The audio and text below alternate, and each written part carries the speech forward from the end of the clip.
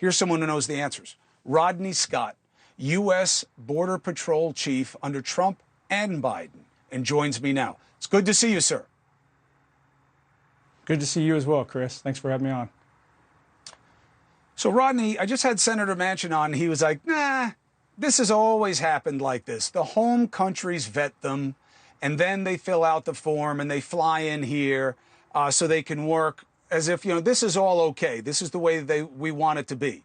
Do you agree with that assessment? And if they are okay with it, why didn't they release the numbers until now? No, I don't agree with that. I think he's confusing our traditional refugee programs where we'll parole people in as opposed to the CBP One app. With the refugee process, there is significant vetting going on. There's a conscious decision about people coming to the United States. The CBP One app, even when people are allowed to enter the U.S., they're still documented as inadmissibles, which the definition of that is they're illegal. They don't have any immigration documents. This was pitched as a way to slow down the cross-border illegal traffic between the ports of entry. But as you can see by the sheer numbers, it did exactly the opposite.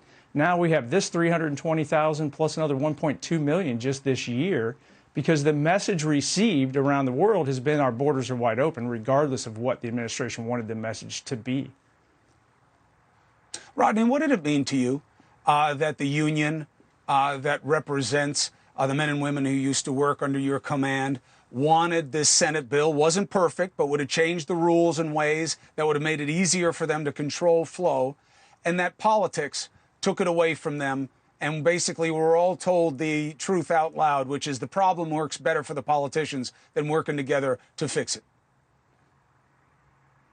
So there's a little partial truth in there. So I think the union has actually backed off of their stance. But the reason that they accepted it, I believe, is because they want any help they could possibly get right now.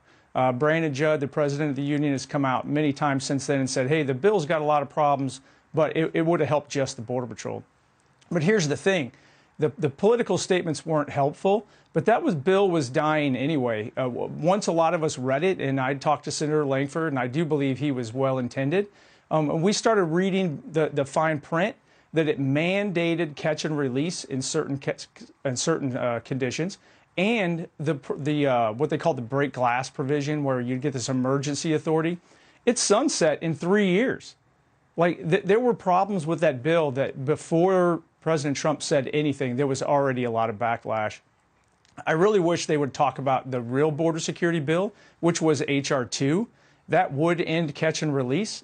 And I don't know why the Senate didn't negotiate that instead of starting all over from scratch. That was passed by the House about 7 months ago.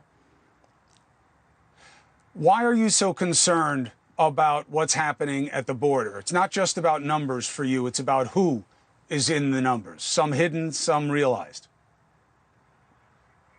Yeah, thank you, Chris, for that. And it's just statistical, but I want to remind everybody, I did this job for a long time.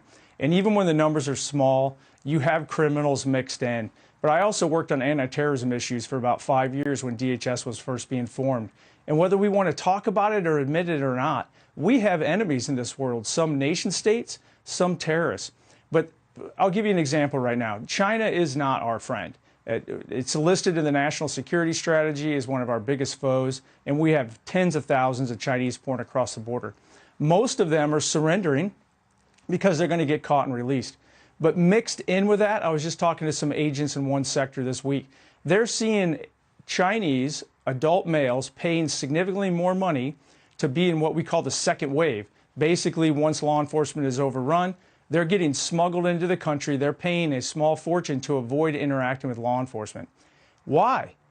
They're trying to hide something. They believe that our government knows something about them, or they just don't want anybody to know they're here, because they could literally pay less and then get released into the United States.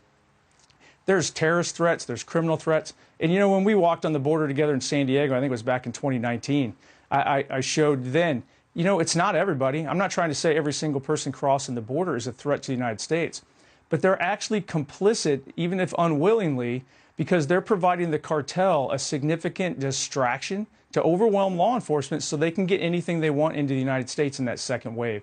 Could be terrorists, could be fentanyl. What I do know is it's not good, and they don't want it to interact with law enforcement. Those are real threats to our friends and our family. Hey, thank you for watching.